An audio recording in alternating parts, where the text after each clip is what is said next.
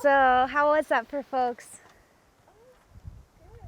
Good. Good. I'm on of the not the artist's opinion. Uh-huh. Not in a, it's just grounding and centering. Just boom, focus, dissipate everything else. Exactly, and really helps us to ground with these plants that we're working with. It's such a cool way to get to know them. And I'll show you mine so that everyone knows you don't have to be a great artist to do this, right? And and then I have one here that I'll press, and we'll keep that in there. One of the things with my drawings that I really like to do is include the date and also the kind of plant that it is if I know what it is. So we know that this is red clover and it's May 20th, 2020. And so I'll add that to my drawing as well. And this is a great way to spend time with the plants, and also like for me to let go of like, oh, I think I'm bad at this drawing thing, and just be like, oh, I can just really land and be present and do this, and it's really fun. Do you know what this one's called? I don't. I want to ask Pat because Okay. that was the first one I did. Yeah, so Okay. beautiful. And yeah, so drawing the plants is a great way. Utilizing all of our senses, we can experience different things about the plant kingdom, and so really looking deeply is a great way, and then drawing, so we're looking and then kind of bringing it through into our body and onto the paper is awesome. Obviously, plants that are edible, eating them, ingesting them, bringing into our bodies is another great way to learn about how our body reacts to the plant. How do we like the way it tastes? Do we like the way it tastes if we do this differently? Things like that. And then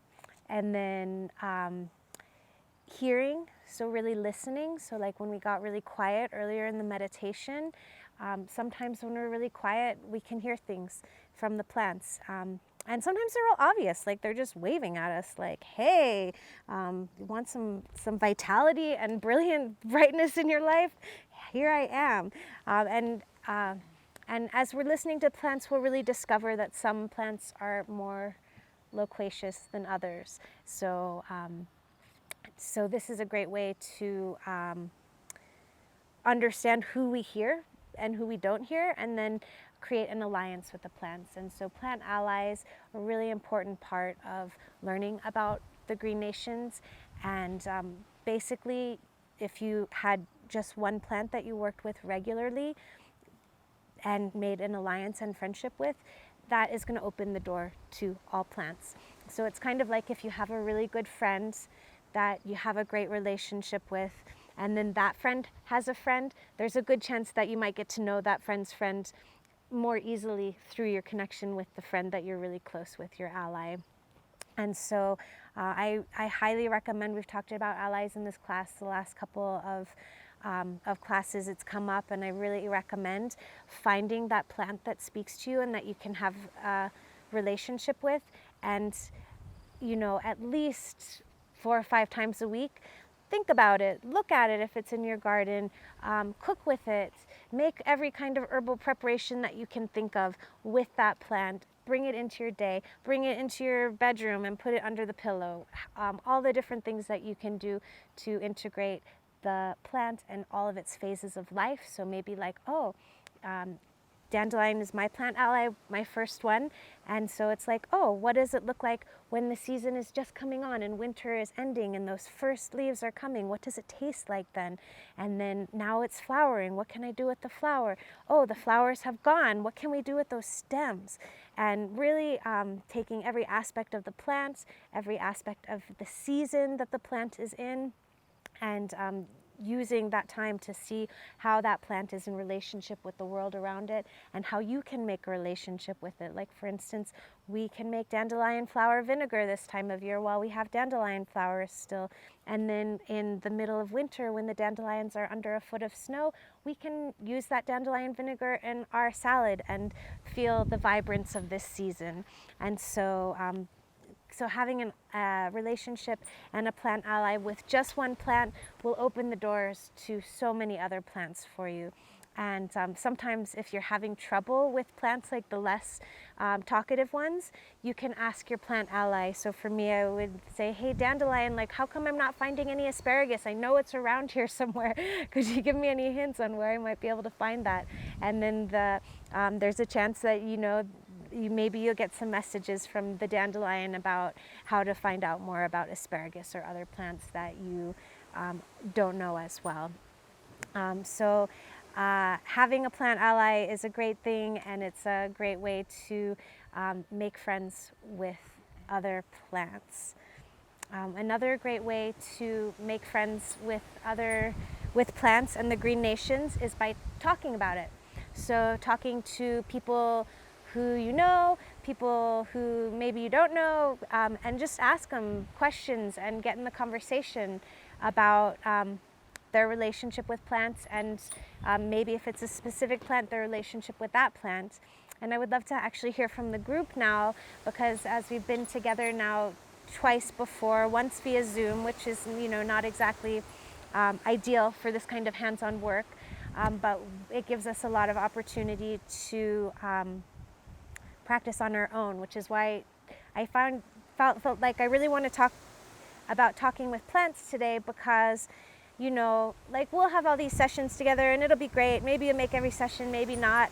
But in the big picture, you're going to learn so much more from your relationship with the plants and the Green Nations than you will from any teacher. And so the more of sort of a direct line that you have to working with the plants themselves, the more that you'll really be able to gain the information that will apply to your life, that you'll remember, that will be impactful and meaningful, and really help you to further your relationships with the plants and your good health.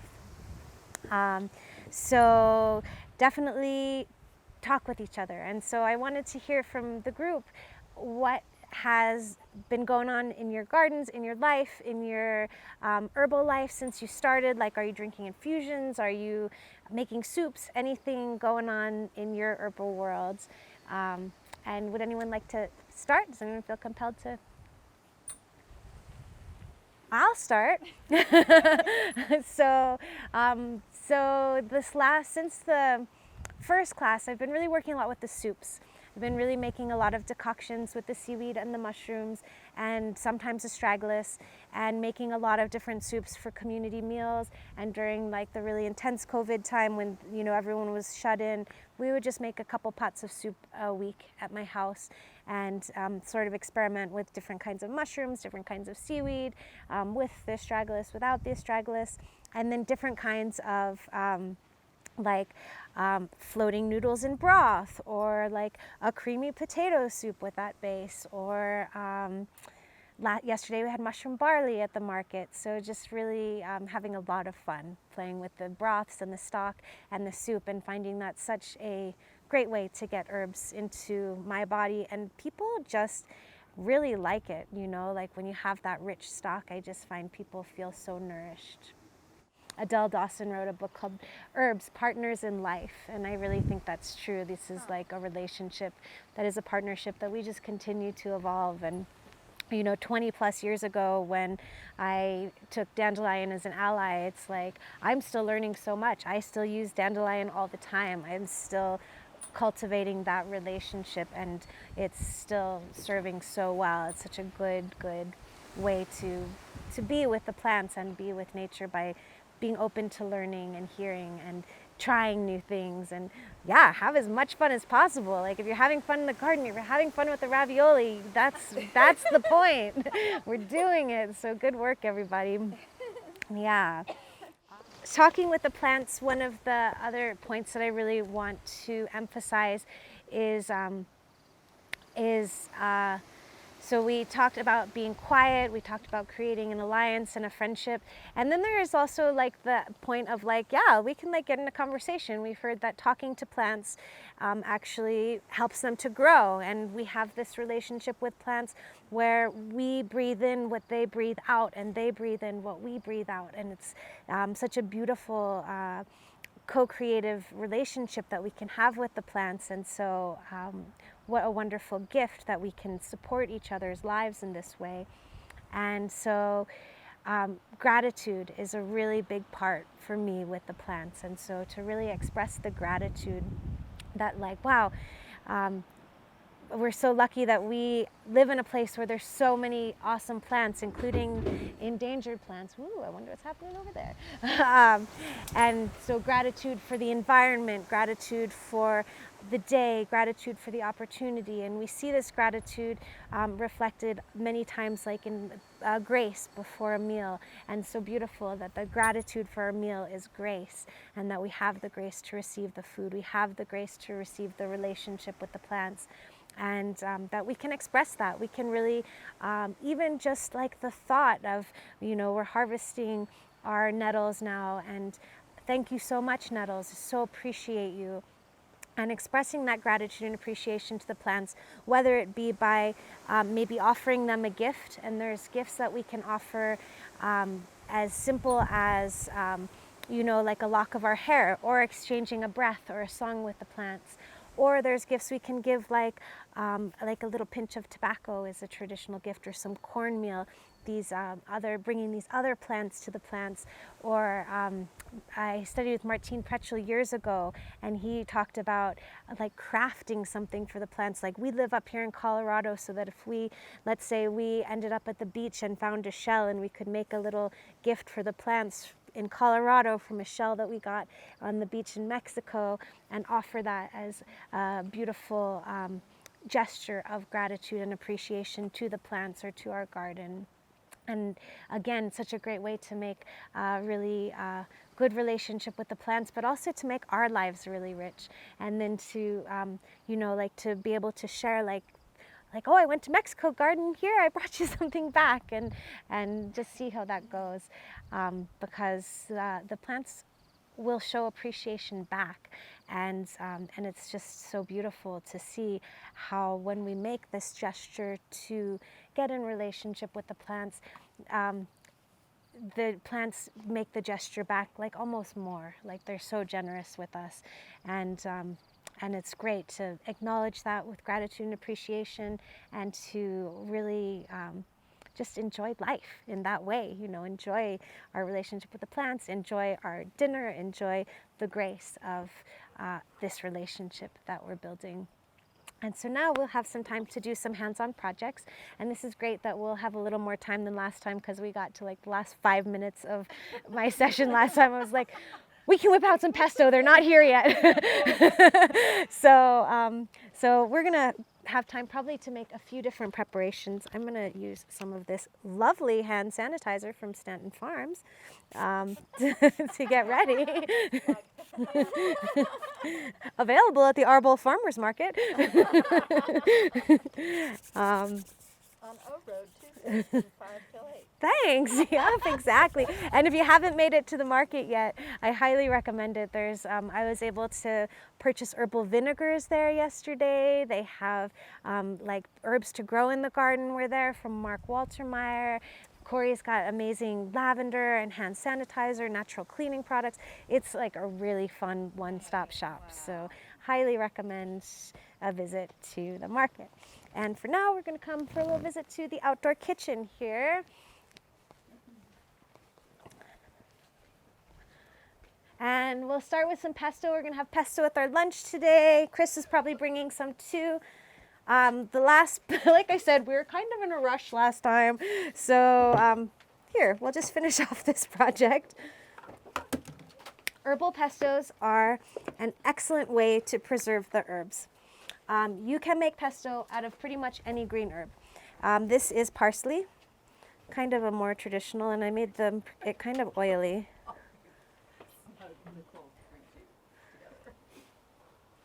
Yeah, come on in. Yeah, get close. Smell that? I know. Smells great, huh? There or something. Yeah, 1 clove of garlic, and you can just smell it so well. Okay, so here's the parsley pesto from the last batch. And so, like I said, you can make pesto with a lot of different kinds of herbs. Okay, I got a little stuck with this machine last time. And Pat had to, there's a magic little section. So we did the parsley last time. This time we will make some nettle pesto. And nettle pesto. I made nettle chimichurri. That was Yeah. yeah. Sounds amazing. Okay, so let's see. We've got alfalfa here too. So let's get the alfalfa out of the way for our next batch. These guys can go. And so nettle has kind of a fibrous stem, which is why it makes beautiful linen. But we're going to not include that in our pesto today. Yeah. Yeah, well, linen traditionally is actually flax, but there is they would make a nettle sort of linen kind of fabric, and very nice. Yeah, yeah, very, very nice. If you can find it, it's very special. So the nettle, isn't that stinging nettle? Yeah. This is stinging nettle, But yes. So you're touching it when I does love touching the nettle in springtime Okay. because sometimes I get a little creaky in my joints, and Oh, this yeah. is my harvesting nettle in the spring is my remedy for the whole year of of getting the antihistamine action from the sting of the nettles. particularly good for arthritis. Particularly good for arthritis. Feet, sometimes I get it here, and you can even just take the nettle onto your bare skin, and they call it urtication. And that's when they basically flog themselves with the nettle to release the beautiful urtica that is like right, you can see the that there's like yeah. these hairs here, and underneath them is like the little pouch of the antihistamine, or a little sort of drop, and so you can get that into your body via the sting. So, and then of course the sting also protects the nettle from all of the predators who want to enjoy it because it's such a nutritious and delicious plant. And so oftentimes to remove the sting, people will cook the nettle, which is a great way to access the nutrition. And so you can also dry the nettle to release the sting, and you can also make pesto. So the oil in there and then the breaking it down with the machine will help us to release the stingy part of the nettle and make a delicious treat. So the main common denominator with pestos is oil. Generally I use salts. I use lemon or some kind of acid to break down the cell wall again, and the oil is breaking down the cell wall. And then garlic could be yes or could be no. With some herbs, like when I make a lemon balm pesto, I will sometimes use coconut oil instead of olive oil, and maybe I'll use a lime instead of a lemon, and maybe I'll make it without any garlic so that you could use it like with ice cream or something like that, so you could have a different kind of use, because it's that flavor goes great with sweets too. Lemon balm and chocolate, lemon balm and ice and cream, you know, all of those things could go really well. So the garlic can come and go. You could use garlic or not. We'll use it in here because we have this beautiful Peace and Plenty Farm garlic that Pat grew. I'm going to get the rest of those in. So, oh, and I did not, in between classes, get a knife. So I actually use these little shears to sort of get the garlic ready to go in the blender. Alicia, do you have any kind of advice on planting nettles? I mean, the kids are running around all over, and there's a lot to Yeah. know what's going to be planted where, but kind of like a rule of thumb, like. Yeah, so they'll learn quickly about the nettles. The kids will learn quickly. Dangers that they have to be aware of. Right. It teaches them risk management. Exactly. And Hansel also and it Gretel. starts a relationship with them, with the plants. However, so I grow nettle I have 2 greenhouses, and both of them have nettle growing in them. One of them has it just like in the corner. Well, you know, it gets more and more, but in a corner in the ground. And the other one I actually have potted nettle. And keeping nettle in a pot is fine, especially if you're worried about stuff like that, so that like the kids won't probably as likely bump up against the pot of nettle. And I do a bigger size pot like that. And you know, like it's been there for a while now, so the nettles aren't all in the pot anymore. There's some that are like coming out of the side of the greenhouse, and some that are coming in the greenhouse. So they, you know, they spread, which is great in Crawford, because Crawford is kind of like, where my place in Crawford is kind of like here, where they don't love it. It's not like super rich soil, which they love super rich soil. It's not. It's not like super moist. It's very dry, and it's also, you know, it's pinyon and juniper, so it's just not the ideal environment for the nettles. But starting them in these pots and then, you know, keeping going, they are doing just fine out there now. And in Paonia, in my garden there, the nettles are in a really rich bed, and they're doing great. And it's like I did one little patch, and I can just like cut it several times in the season and get plenty, and they're just so great. And that one, the patch is kind of in the middle of the bed, so that anyone just walking by isn't gonna like brush up against it. Yeah, so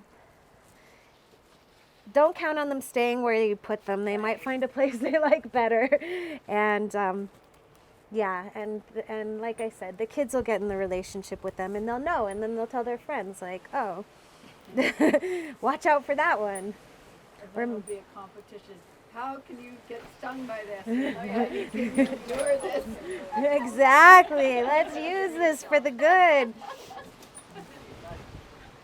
How long does it take for the body to overcome the stinging sensation? You know, it can take a while, and it depends. Some people actually, their skin gets irritated from the nettles. Sometimes when I'm out on a nettle harvest, it'll be like 3 days later, and I'll still feel have that feeling. But to me, it's like the nettle feeling feels like power. It's like I can do really cool body work now because my hands have got some extra power from the nettles. So It's like after post cold water plunge. right, exactly. And when your hands have that sting and you put them in water, like you wash the dishes or something, oh my, it like reinvigorates. It's like, oh, cool. But like I said, I'm kind of odd in that way that I really enjoy it. No pain, no gain. Well, actually, the wise women say no pleasure, no treasure. Oh, there we go. Okay, we're getting the bowl pretty full. Let's just use them all. And so for the nettle pesto, I tend to go, because it's like, to me, a saltier herb than like a lemon balm would be a more of a sweet one. So, so I'm going to go salty, I'm going to go garlicky, and we're going to have a good time with this. And I like lots of oil in my pesto. And pesto freezes great. I have a little section in my freezer for pesto specifically, and I do like, you know, all these weird pestos, and you'll figure out which ones you're not going to do without. Like obviously, there's lots and lots of basil in my pesto section of the freezer, but then there's also, you know, a good amount of nettle and lemon balm and dandelion leaf and so many different kinds of pestos that we can enjoy all year round. Because they'll preserve well with the oil and in our freezers. Yeah, and it's so nice. It's like such a treat in the middle of winter to bust into a delicious pesto. Okay, so we've got that going. Another great thing in pesto are nuts. Today we have hemp seeds. Any nuts will do. They add protein, they add a creaminess, delicious. Salt is very important. That might be too important. Let's see. But we're going to add a good amount of salt. Yeah, exactly. We do just by feel with this. Okay, and then we have our acid. I have a half a lemon here. We just squeeze it in. Ooh, what came out of the lemon? Something from the bag. Uh-oh. But anyway, we're going to squeeze the lemon and get that in there. Remove the seeds if possible. The earlier lemon was a lot juicier. Let's give it a try again and see if it has more for us.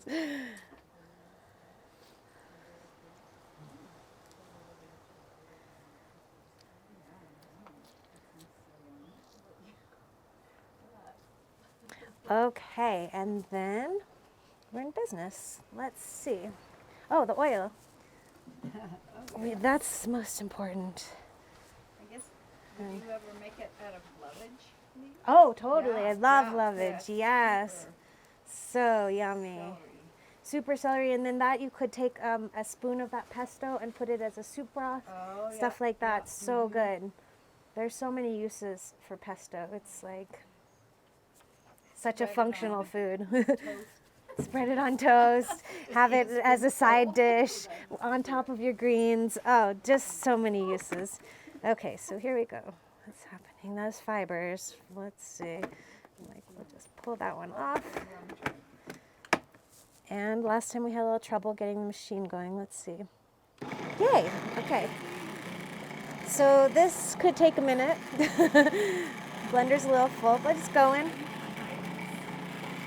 Yeah, Vitamix is amazing for pestos. Okay. So we're gonna let that one go.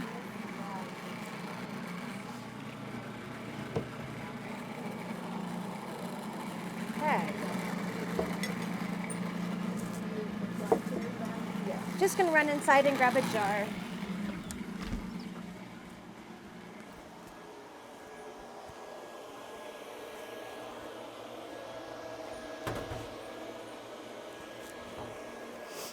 Okay.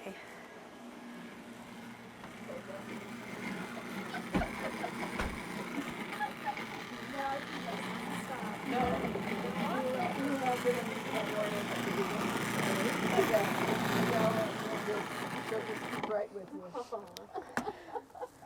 Okay, I'm gonna give it a little, Throw it your own risk. right? Try to throw it, knock her off. Exactly.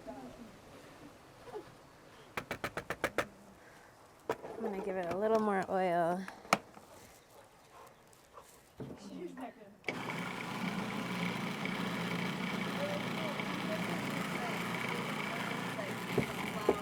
Totally. Yeah, you can use what you have. Okay. They all pretty much serve the same purpose. I mostly use olive though, but you can try all those others. And like I said, it's really fun. Like the coconut oil and pesto adds such a like fun twist on the whole thing. Yeah, and real sweetness to it. So just depending on the herb that you're using, you can kind of mix and match. So.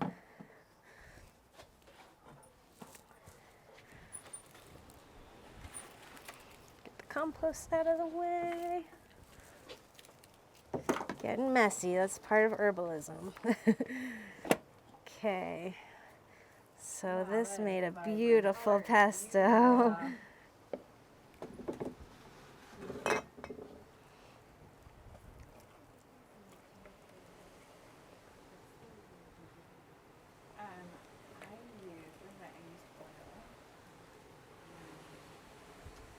It's not as smooth and clean. It's more chopped thing. But I use garlic and oil and some more pepper with it to make it more spicy.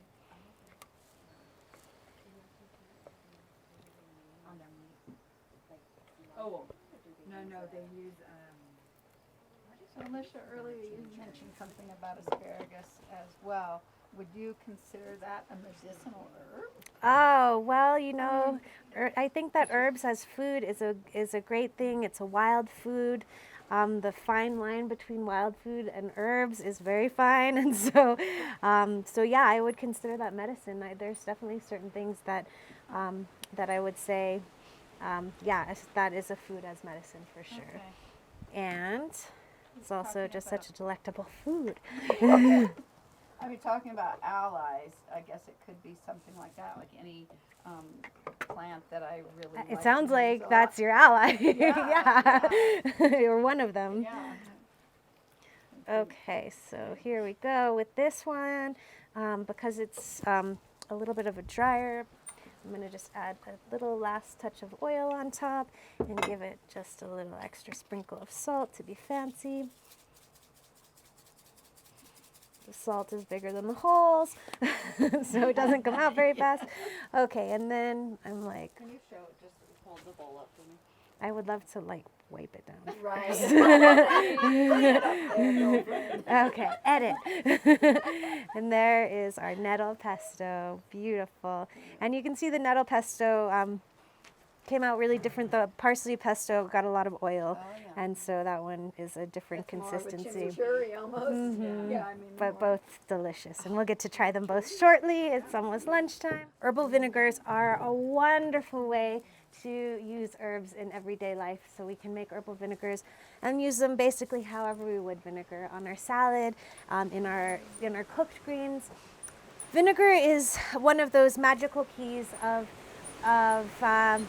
accessing the herbs, where using herbal vinegars we are able to release nutrients from the herb itself that we're using, and then we're also able to, if let's say we use this as a salad dressing, we're able to access more nutrient out of the salad because the vinegar is breaking down the cell wall, and then we're also bringing the mineral from these herbs that are infused in the vinegar to our salad or stir fry, whatever we're using the vinegar for. So it's really a win-win to make an herbal vinegar. So delicious, so fun. You can just never, have enough. Like my cabinet is getting very full of herbal vinegars. Uh-oh. Oh, Alicia, yeah. just because you're like talking, can you move the mic just to the center of your shirt? Oh, sure, bud. Thanks for asking. Okay, there we go. Oh, sad. I wonder if there's a compost out here. Well, we'll make one for now. Okay. All right, back to the herbal vinegars. And just when you switch the, Switching the mic to like here. yeah, just because when you're turning to talk to us, the It's audio getting hit. changes. Oh, sorry. You're fine. Okay, we're making friends with the technology. Okay, so herbal vinegars, a multitude of uses. Some people like to drink a little vinegar in the morning when they wake up. Giving the herbal vinegars, having that instead gives you an extra boost. Again, like the pestos and tinctures and all herbal preparations, it's an endless array of things that we can do with herbal vinegar. We can use these vinegars internally on our food, like I was talking about earlier, and we can use them externally on our body, like as an antifungal, as a hair rinse, stuff like that. Herbal vinegars are a great thing to use if there's something like lice going around.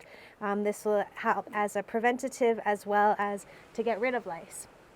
And then like in that sort of case, you might want to do a specific, like a wormwood herbal vinegar, but you could use alfalfa for that too if you wanted. And like I was saying, so vinegar has this amazing power of pulling minerals. And so when we use the vinegar to pull the minerals out of the plant, we are making a really, really good tonic for our bodies. And so, so herbal vinegars are, oh, that's a different one, are a great way to access more minerals from the herbs and also more minerals from the food that we're eating. I've heard a statistic about adding vinegar when you're cooking greens, and it helps to release, I believe, an additional 50% of the minerals from the greens that you're cooking because you're breaking down the cell wall that extra bit more. It's really awesome. So this is, and when it's herbal vinegar, so that works with just regular vinegar, but then when it's herbal vinegar, you're releasing that extra 50% from the plants, and then you're also adding a percentage of minerals from the herbs that we've harvested. So it's such a good thing. This is something that kids can eat. This is something that you can sneak in if you have to. But it's a great way to use the herbs. Oh, it's just that you're using the stem, everything from the Yeah, we're using it all. It's all got goodness. Some more, some less. We're definitely cutting them because when you cut them, you can fit more herbs in the thing, and it's just another way that we're kind of starting that opening the cell wall process. What is alfalfa? Oh my gosh, alfalfa is amazing. It has so many vitamins and minerals. We're going to use this for even things like vitamin K are in alfalfa. This is blood building. This is a great nutritive herb that, women in pregnancy use. We can use alfalfa to get iron and calcium and so many minerals. And so it's a really wonderful food. So do you know about the vinegar? Is it part of the pH, the acidity of it? It's the acid that's the breaking down the acid. cell wall. Could you then use lemon or any citrus in a similar way? You could give it a try. So you could see like from when we made the violet honey last time. So that was, we did the violet flowers and we did the honey and the lemon. That was sort of the point of the lemon in that one, was to add that extra cell wall kick. Yeah, so citrus can work, but I'm not sure about the longevity and the shelf life, because what we do with the vinegar to make this last a really long time is, so I bought Big B's vinegar, which is raw. And so before I will use it to make a infused vinegar, I will pasteurize it essentially. So I put it in a pot, bring it up to a boil, let it boil quickly. Don't let it boil for too long because vinegar actually evaporates super fast. So if you boil it quickly and then turn it down, let it cool, and then I would use that for my infused vinegar. So like this time of year when I'm making a lot of vinegar, because I'm making a lot of vinegar right now, I'm kind of like a maniac about the vinegars this spring. I just buy it, pasteurize it right away, and keep it like this. And so the other thing about vinegars that's really important is to use a plastic lid or a piece of plastic or parchment or something in between this kind of lid and the vinegar, because vinegar will like eat right through that, and then yeah, so we definitely want to use a good lid. I love these lids. They're awesome and easy to find, and leak proof, which I appreciate because I'm moving stuff around all the time these days. So yeah, so get your vinegar, pasteurize it, and then you just have that on hand. So then if you're, out and about, or let's say, like yesterday, we cooked a meal for the farmer's market, and I had kids volunteering and helping out, and they were sorting through the herbs. We didn't end up using all of the herbs, and so we saved some, and those herbs, that didn't get used, we could just throw it in the vinegar, and then you have like delicious thyme vinegar, the mint family vinegar so well, like just straight up spearmint or peppermint vinegar is delicious. Tarragon is a great vinegar. Pretty much everything. Nettle makes great vinegar. The berries like rose hips, hawthorn, and elder make amazing vinegars. The elder vinegar, I actually brought some to school with me today. The elder vinegar becomes this like incredible color and so delicious, and such a joy to add that. And then when it's something like, oh, it's Corona season, it's like, oh, well, we'll just put elder vinegar in our salad, and there's an extra sort of line of defense. That's easy, that's just such an easy, and like we were talking about earlier, the joy of doing it is so great. And so this is straight up berries. I took the berry off the thing, but elder leaves are, good medicine too, and you could do that. And then, so of course you would strain it, but do you eat the berries or the? Well, that is a great question. The berries generally I just strain and leave, but I brought another vinegar to school today, burdock vinegar, and the burdock actually I will use afterwards. And so what I'll do with this vinegar, burdock, you can even just have it like it is now. You can pass it around, and you're welcome to have a taste. And so it's like pickled burdock essentially. And so that stuff I'll like throw in roasted vegetables, or you can just eat it in your salad. They're like a little woody, but delicious. And again, this is an apple cider vinegar. That's Do you apple cider always vi- use apple You cider, know, or do I you don't always use apple cider. In fact, Pat has some red wine vinegar today, but kind of like the olive oil, it's my go-to.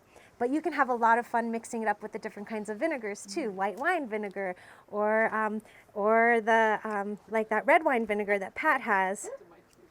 Oh, there, it's like holding on. And why do you pasteurize it? Did you say?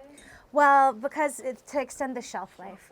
So we are wanting to keep these things alive for as long as possible. This vinegar was made last October, and still delicious. And so when it's unpasteurized, you have more of a chance of like a scum developing on top, or the vinegar getting kind of going off from the water and the herbs combining with it. And so when we pasteurize it, then we don't get that same reaction, and we can really use the vinegar for a long time. So I always thought, okay, so I always thought that the mother in the raw apple cider vinegar meant that there were live cultures going on. And that's true. And Okay. that life is what will create life in here. And so that's so why. If you lightly pasteurize it. So right, well, we want to not create new life in our herbal vinegars. We want it to be shelf stable. So that's why we pasteurize. So it's Yep. not a fermentation, it's a different type of Right, we're not fermenting. We're just actually using that acid to pull the minerals, alkaloids, all of the goodness out of vitamins, out of the plant material, and into our vinegar, which will then be an awesome addition to our life. So, Alicia, what about doing alfalfa as a, fresh infusion? Well, so How fresh. does that work? When you use the fresh herbs to make a tea, kind of like that sun tea that we have, so alfalfa would not be a good one for that, because what happens when the plant is fresh and still alive is that the cell wall protects everything that's inside, which is all of those vitamins, minerals, alkaloids, nutrients. You're not getting it. And sometimes it doesn't even look that good because it's very clear. But if you're using herbs that have a lot of essential oils, like Pat did with lemon balm or lemon verbena, what's happening is that those essential oils move quickly. So you're getting essential oils in that, which may be what you want. Like, like for a cup of tea, for instance, you want those essential oils because that's kind of what's doing the trick. But for when you're going for minerals for something, you don't want to use the fresh in water, because what's going to happen is that the cell wall is going to kind of lock everything in there. But that's why we do a pesto. So you dry it first to break down that cell wall, and then you're putting it in your infusion in that big quantity, that ounce to a quart. And then what happens is you're getting so much nutrient into your water from that, because the cell wall is helping, and then the hot water and the thyme are helping all of those minerals and alkaloids to move into the water. It's different ways to break down the cell wall to release the nutrients. Exactly. So that's basically what we're doing in herbalism, is breaking down the cell wall to release the nutrients. And so when we have fresh herbs, cooking is a great way, and we can cook, like adding the vinegar is cooking, adding oil is a way of cooking, fermentation is a way of cooking, high heat or like extended time, like I cook my greens for at least an hour. And it's really interesting to notice that, after cooking the greens for that long, that some people, like little children who might not normally eat greens, when they're cooked down that far to where they're really like soft to eat, then what happens is people who might not like greens all of a sudden are really happy to have them. And even like I made a dandelion soup for the market a few weeks ago, and did that thing with the greens where I cooked those dandelions for an hour or more before I made the soup. Yeah, just simmer. So I put water, so that was a big pot, so I don't like that much water.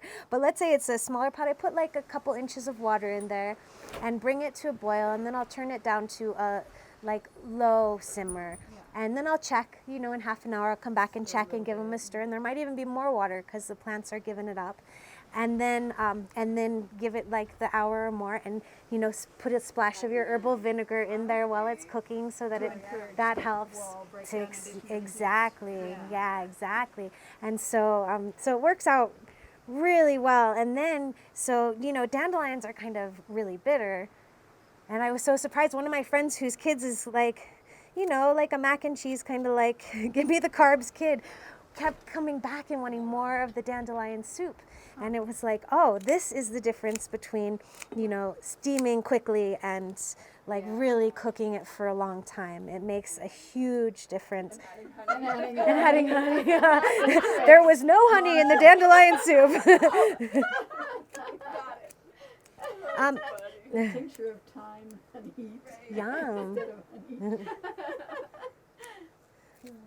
Well, because that's what last summer I had. Our neighbor had a ton of Russian kale. And so I was like, God, I mean, the fridge was like getting full. And I was like, I couldn't eat this. But what I did, was similar, not a long simmer like that.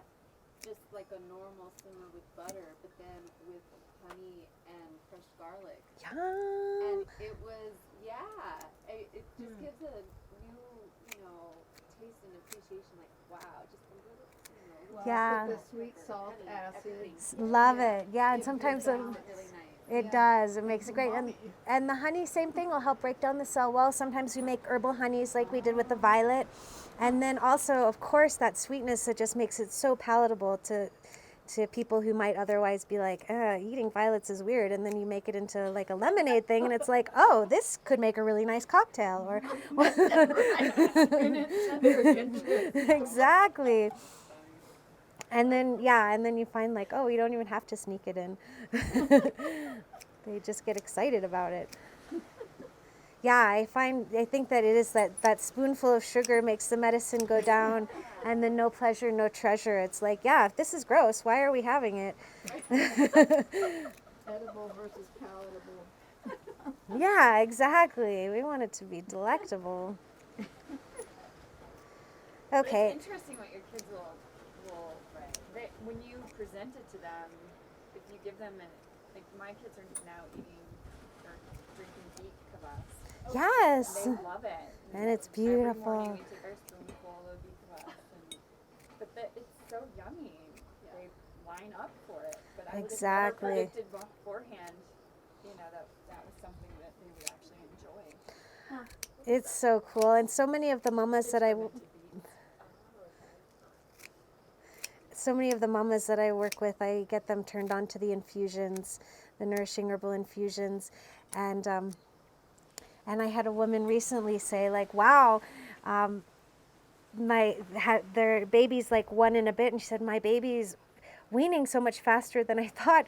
And part of the reason is because I started feeding the infusions, and they're actually preferring the infusions to breast milk now. I was like, wow, that is amazing.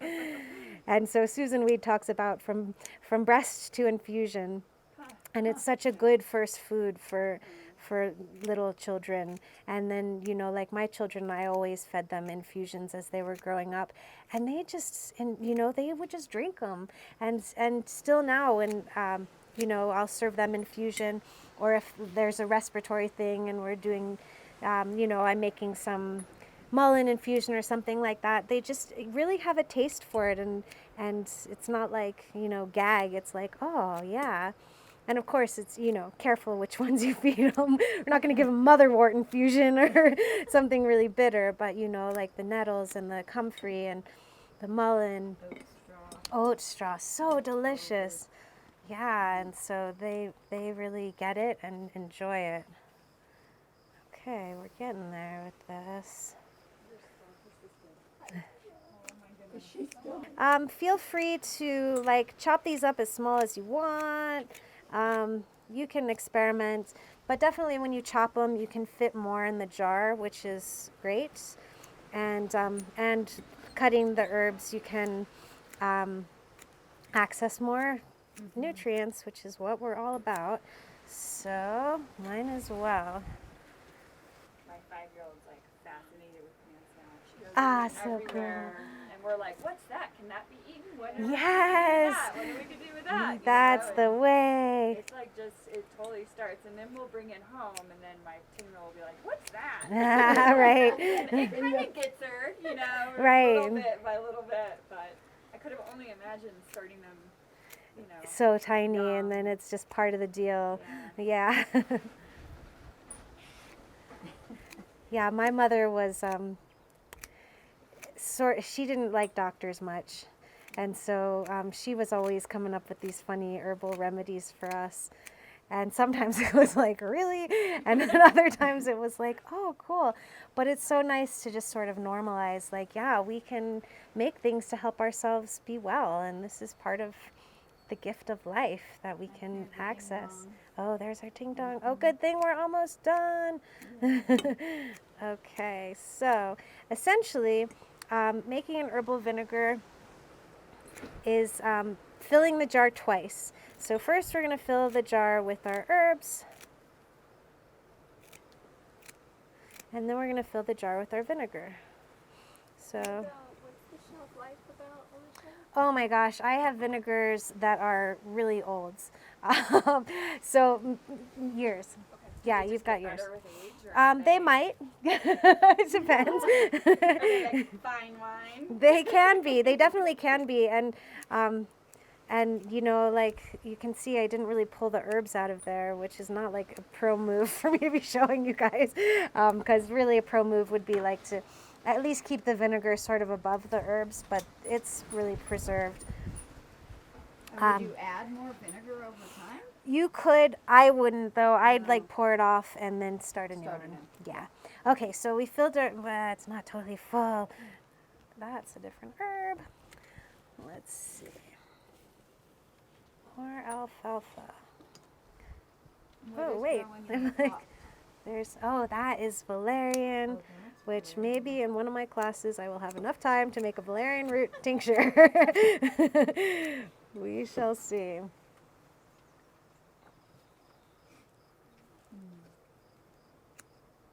Okay, so we're gonna call this jar full, and you know, as you can see, like I keep like filling it and pushing it down. It can get pretty full. We talked about the fairy cushion, which is like we're creating a space in the jar where if a fairy came by and wanted to take a nap, it would be comfortable, it wouldn't be too stiff and pokey, or it wouldn't be so flimsy that they would fall through to the bottom. It would just be like a comfortable fairy cushion. And then we'll take our awesome vinegar, our Big B's apple cider vinegar, and we're gonna pour it over top.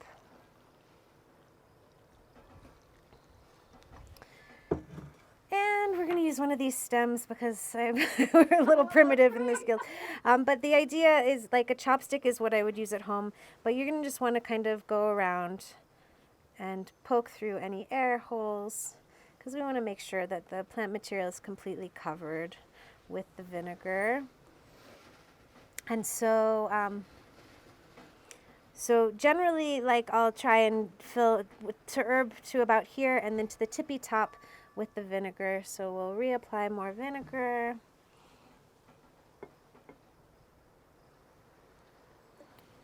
And then we put on our lid, and the lid, all right, we're gonna check it, and you know, like tonight, we're gonna take a look and just make sure, because sometimes the fairies take a little sip. We want to make sure that it's full to the top again, so when we check later. And then the really important thing that I might not be prepared for right now is labeling our herbal vinegars. And I know oh, my backpack's here. There we go.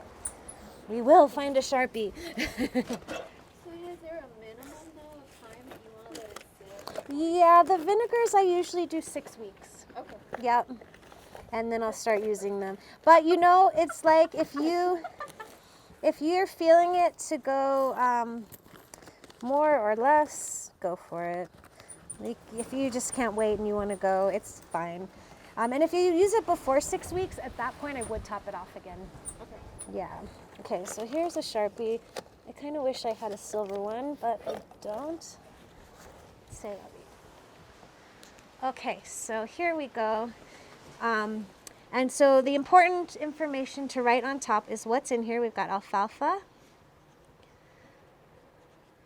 And maybe we're going to write Peace and Plenty Farm because that's where this alfalfa came from. And then we're going to write in apple cider or AC vinegar. And then very importantly is the date. So you can see all of these have what's in there, burdock root and apple cider vinegar, October 26, 2019. And so that date is what's going to let us know, oh, it's been 6 weeks. Oh, it's been 6 years. How's it doing? So Champagne out? exactly. And so then you'll know sort of when to use it. And you know, you're free to like decant it into another kind of container that's very beautiful, to leave it for a while, however you want to go. You kind of can't go wrong. And if you do go wrong, you'll know. No, you don't have to burp it, but you do want to check to make sure that the liquid level is up to the top and the plants aren't poking out. But no, you don't have to burp it because it's not like a fermentation. It's not, I mean, it's alive in that the plant material is alive and all of that, but it's not fermenting. It's just extracting. Awesome. So we got two things done today. We got our beautiful alfalfa vinegar and then our delicious pestos. I should make a sign for our pestos and we can bring them to our lunch. And I don't know if y'all have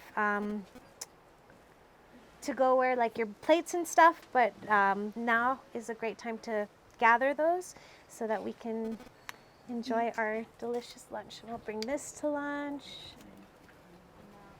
Thanks so much.